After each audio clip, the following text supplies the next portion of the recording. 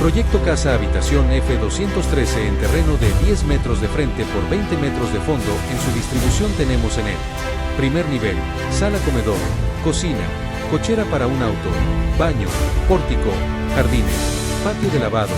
En la segunda planta, vestíbulo, 2 recámaras con baño compartido, recámara máster con vestidor y baño, terraza.